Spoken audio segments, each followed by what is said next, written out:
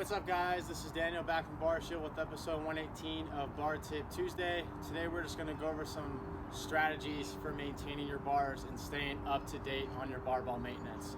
As in regards to the sleeve, as far as keeping the rust off, and then keeping the function on the sleeves, keeping them spinning well for those Olympic lifts. Okay, so probably the most common strategy that you can utilize in your gym that won't be super time consuming is an as needed strategy. So if you walk into the gym and you see a particular bar that needs some attention, grab that bar, okay? If it's just the shaft of the bar that needs attention, or if you're noticing that the sleeves are starting to stick a little bit, give them the love, okay? Secondly, you've heard the common expression probably, an apple a day keeps the doctor away.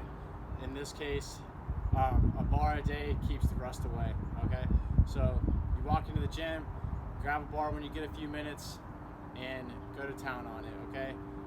Give it a nice once over with our barbell maintenance kit, and then make sure that the sleeves are spinning the way they're intended, okay? And then also you can adopt a weekly, monthly, or quarterly strategy depending on what kind of time constraints you have. If you're super anal about barbell maintenance, you can adopt like a weekly strategy, especially if you're in a more humid climate. If you don't have much time in your day, maybe just quarterly. Certainly with the sleeves, they shouldn't lock up on a weekly basis, so usually you can get away on a quarterly basis for the spin, okay? And then two other strategies too. You can utilize your coaching staff. So especially if you have a big coaching staff, you can build that into the responsibilities, and then depending on how big your fleet of bars are, that's going to play a factor as well. So just keep that in mind. If you have a couple coaches that are more on a full-time basis, you can enlist their help.